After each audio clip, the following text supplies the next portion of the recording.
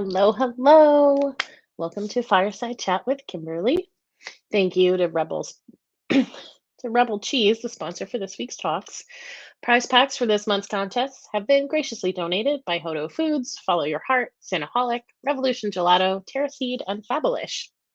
As always, I invite my viewers to enter the monthly contest via virtualvegfest.com and click on the contest tab for details. Entering is super easy. Just by liking and or subscribing to our social media and Virtual Veg Fest YouTube channel, you're entered to win one of these amazing prize packs. Subscribe. This way you get notified when I go live. So hello, Diane. Oh, there we go. Hi. Thanks for joining me tonight.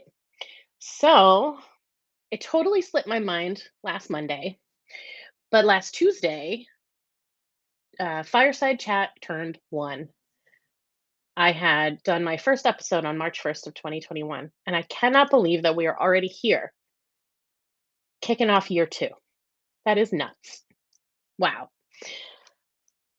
I do wish that I had, maybe kept track of some analytics or something, like, how many times did Kimberly cry over the course of 2021? How many ums did she utter? Who knows? I did not keep track. And, oh, thank you so much. Can you believe it? 50. So crazy. I'm having such a good time too. I love this. You think when you show up every week, like, is that a lot? Like, people, do you want to do it every week? Yes, I totally do. I love this. I love finding new things to talk about, and I love crying with you and laughing with you and whatever else it is that we do in between. It's just so much fun for me to be here. And even when things get serious, I still enjoy it. It's one of my favorite things is to talk to people and share my love for all things vegan. Thank you, Richard. Yeah, I seem to, I don't know, it ebbs and flows, right? I have a few episodes back to back where I might cry a little bit, and then we can kind of avoid the tears for a few episodes. So so let's see how we do um, through the remainder from now until next March in 2023. All right. What do we got here? So I found some regional news that I wanted to share that some people will certainly be super excited about. I found out that Slutty Vegan, which is based out of Atlanta, they're opening a location in Brooklyn. Um, thank you, Richard. That's really nice. I'm glad. I'm glad. You and Diane are here uh, pretty regularly. It's always really nice to see your names pop up and know that you're here hanging out with me. So thank you for that. I did post a super sappy thing last week about how much I love you guys and how much it means to me to be able to be here every week. So thank you for that. For those of you who read it and interacted or messaged me, I really appreciate all of you for joining me. Hi, Susan. Thanks for being here. All right. So I already did that. I already did the all right. So as I was saying, Slutty Vegan is coming to Brooklyn. I know a lot of people in this area will be very excited about that. Pinky and her company, her restaurants are very popular down in Atlanta, and I'm certain that the people up in this area are very excited to give those burgers a try. And then another thing that is exciting, and I'd love to know your. Aw, thanks, Diane. That's so nice. Me too. I hope I have at least 50 more. Between this, the podcast, the stew, like I'm talking about vegan stuff all the time, right? It's good stuff and I love it. So on March 20th in New York City, that day has been has been deemed meat free or meat out day. So meat out day was created by Farm, which is the oh my god, I just had the acronym. I follow them and everything, and it's farm animal. Oh, Kimberly. Well, that's what happens when we go live and our notes are impossible to read. Farm animal rights movement. So it was created by Farm back in the 80s, 1985 actually. And it's a day that's supposed to educate people about leaving meat off your plate. And New York City has a new mayor, Eric Adams, and he is vegan.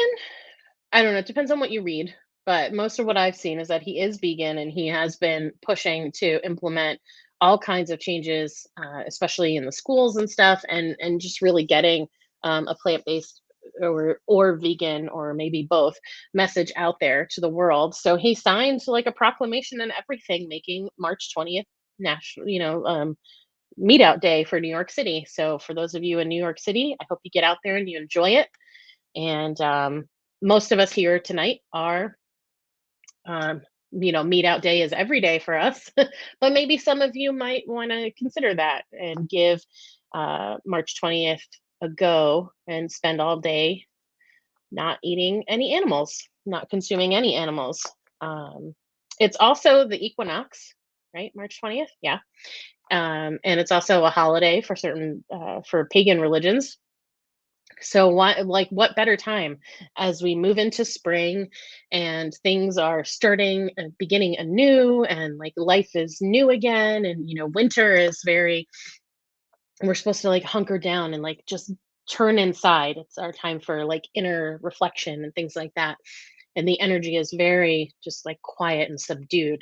And now the energy of spring is like things are coming alive again, and we're maybe getting out more. Like today it was 72 degrees up here by me, which is really not common for March in New Jersey. We see it every once in a while, but like, it's definitely, I think it's supposed to snow tomorrow. So, whatever, climate change, right? But that can't possibly be real. But anyway, we're, it definitely is, just in case, you know, just in case the sarcasm didn't come through.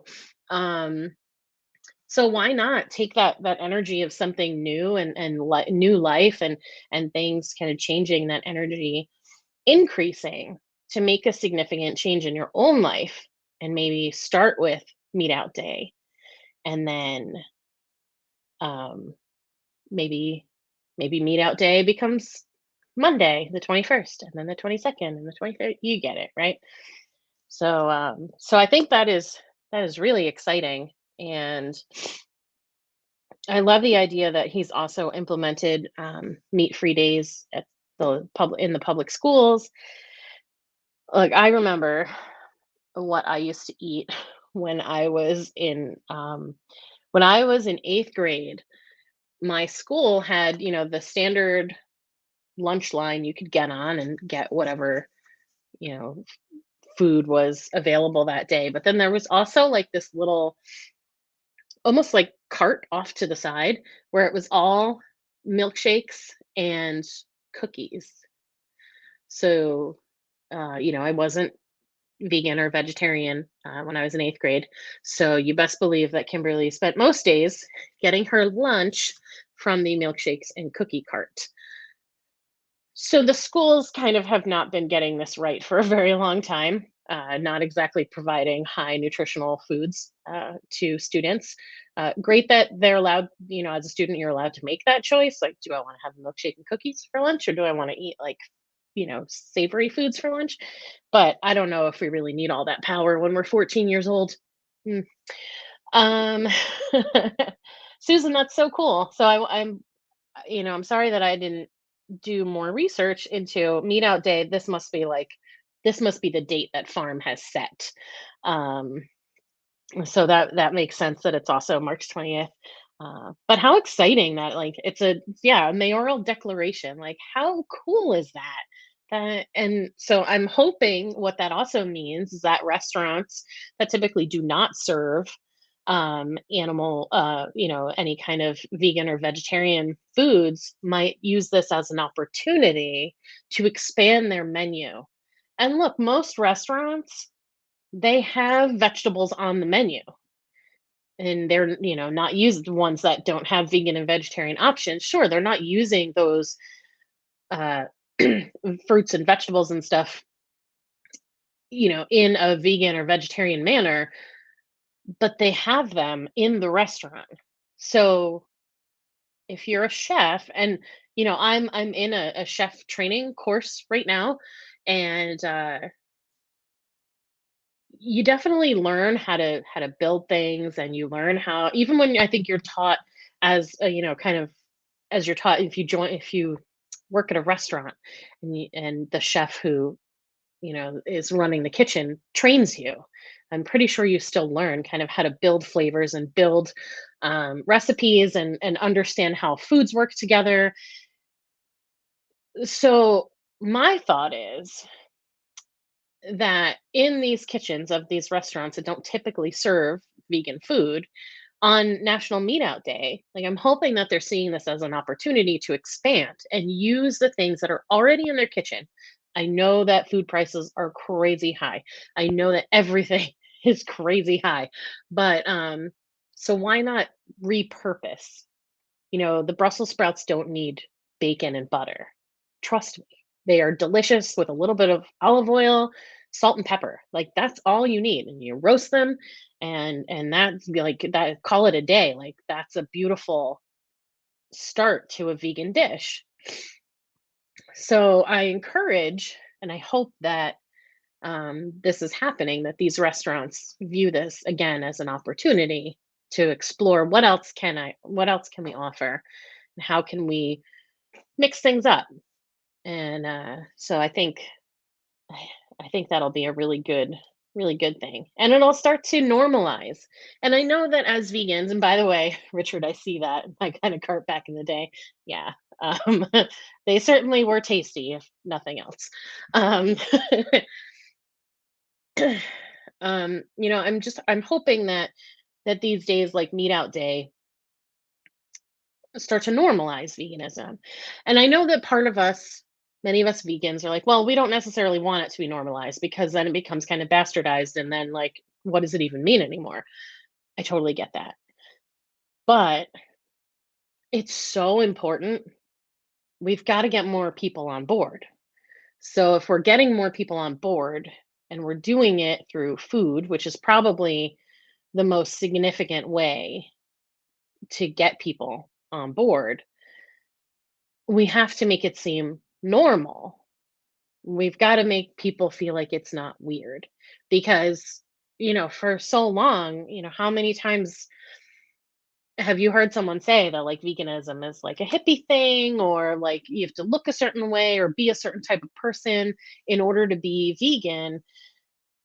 But us regular run of the mill vegans are proving that there's so many different ways and types of people, who ways to be vegan, and types of people who are vegan. So if we can normalize it, though, then we can get more people in, because ultimately going vegan is helpful. But what changes things is being able to make changes in the system.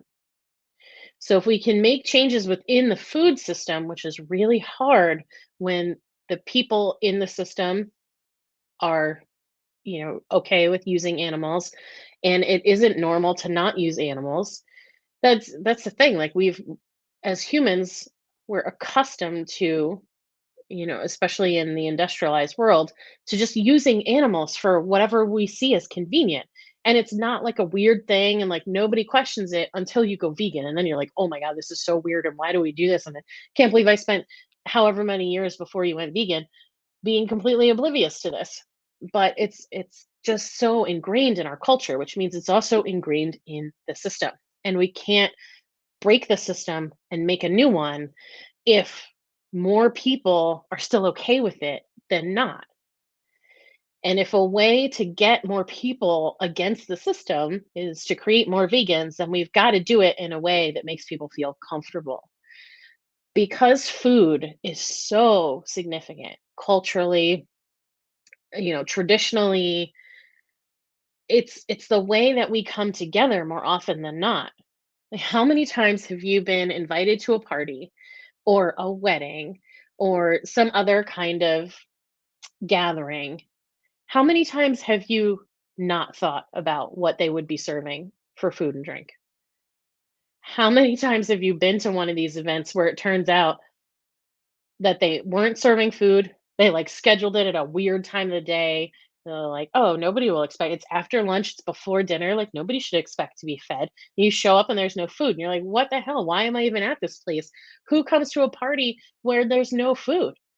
Um, there's tons of jokes about, arranging meetings and, even South Park, they when they're scheduling meetings, they put on the door, "Punch and pie." There's no punch and pie, but they know the punch and pie is gonna make people show up. People want snacks, people expect food, because that's how we come together. So when we have so much emotion, and I know I've talked about this before, but this is what I'm getting tonight, this is what we're talking about.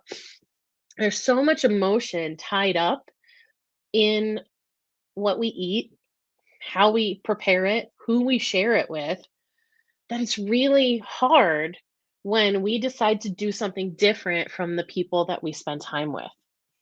So when we're the one vegan in the family of, 40 people and you're coming together for a holiday or whatever, if you aren't like really solid in your beliefs about why you're vegan, or it's really new and you're still figuring it out and you don't have all the answers as to like what you would even eat,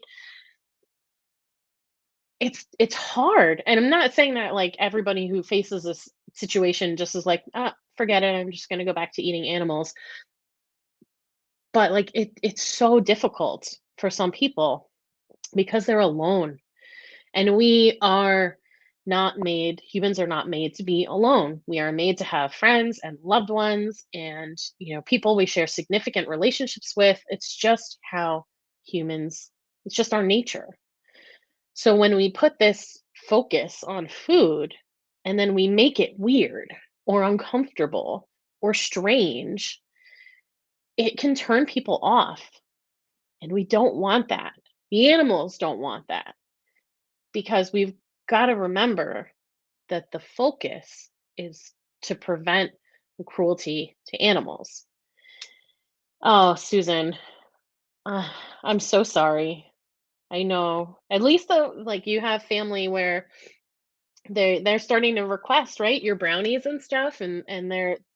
I know that you don't expect anyone to hop on board, but that you know, it sucks. It really sucks. So, Susan's a good example of that. She's been vegan a long time, and her family still like doesn't understand why. And but she shows up and she brings the food that she loves, and they're eating it, but they don't understand. And it's hard. It's so hard in those situations when you're alone, or some people have family that ridicule that. And, that says a lot about that person and nothing about you if you're the person being ridiculed for it. So I hope that people will, will remember that. It's so important. Exactly. It's like, please just try this. And the idea that when people are like, "Oh, I can't eat that," like, I'm not going to eat anything that doesn't have meat in it. They're like, "Well, but why not? Like, one meal? You think that one meal like, what's the reason behind it?" Because vegan food is really good, and honestly, like, if you've ever had just spaghetti with marinara sauce, like, you've had a vegan dish. So, like, what is it? There's, like, this fear about the food for some people too. So we've gotta make it normal and, not be weird about it. I mean, some of us are gonna be weird about everything because that's just who we are, and that's totally okay and very cool, and we should embrace who we are, um, because really that's the whole that's the whole thing. That's our whole purpose. Figure out who we are and then to show the world exactly who that is.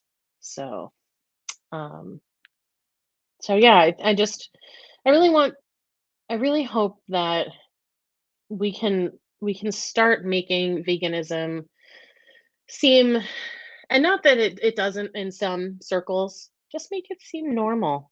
Like, this is just what you do, because it is. Like we have days, I know I do, where I really think about like what veganism is and why I do it, and I feel so like swelled with not like pride, but like overwhelmed with this just feeling of love and just happiness that I'm doing it. And then me too, Susan. Me too. And it's okay. And you know what? The people who don't like us are not meant to be our people anyway. They'll find someone else, and that's okay. Um, but yeah, so we just have to make it just seem normal. Make people feel okay about what we're eating, and show people that like restaurants now have tons of vegan options, and it's just I want to kind of make that, you know what, since this is like the kickoff of year 2, like let's try to make veganism just kind of like what we do. Like that's what I was saying. I lost my train of thought there for a second. Like when you think about it, you can become like overwhelmed with this feeling of love and happiness and everything. Like, oh my God, being vegan is so amazing. And it totally is. But on a day-to-day basis, like you just get up and you just do your thing, right? And you are vegan. It's just you're just running around the world being vegan. And it's just easy. And it just is. Just like the way people live their lives doing X, Y, and Z. It can also be normal and just they can just be by being vegan, even if they can't see it right now. And I think that's really important for people to know and for them to remember. I hope that makes sense. And I hope that you guys are getting this. Or if you have comments, like let me know. Am I too like idealistic about this? I don't know. What do you got? You got anything?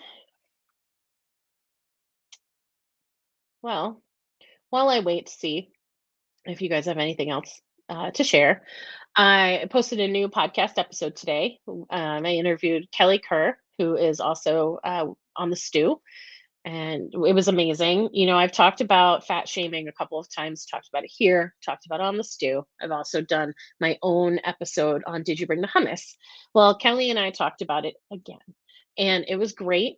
And, we both have a lot of experience, unfortunately, with being fat shamed both before and since we've gone vegan.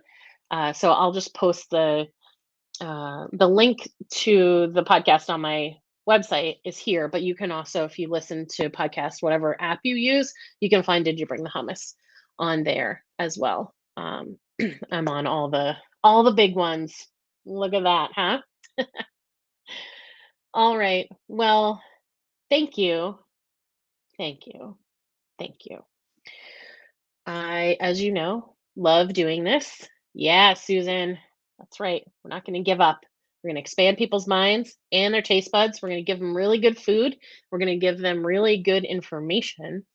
And that's what we're just going to show up every day and be the best vegans we can be. Show people that it's not weird um, to be vegan, that it's totally is just a way that you can be every single day. And it's really not that hard. Um,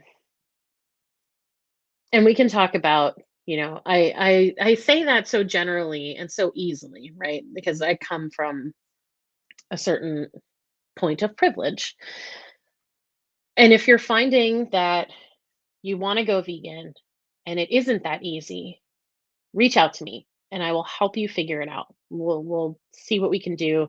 And of course, I know lots of other people that also can point you in different directions. So if you're finding that you really want to be vegan, but it's just you live in an area where it seems very difficult or you really don't have a support system, um, reach out to me. And honestly, if you do have a good support system and you still need help, I'm your girl for that too. So don't be afraid. Ask me questions. Come here, post here, send them to my podcast, show up at the stew, whatever. Let us help you. Please let us help you because um, I know I love nothing more than doing things like this, being available for you and whatever you need. So thank you. Have an amazing week. I'm back here on Wednesday with the stew, and then of course next Monday. So I don't know what I'm talking about yet, but I will figure it out before then. Have an amazing, amazing week. I love you all so, so much. Have a great night.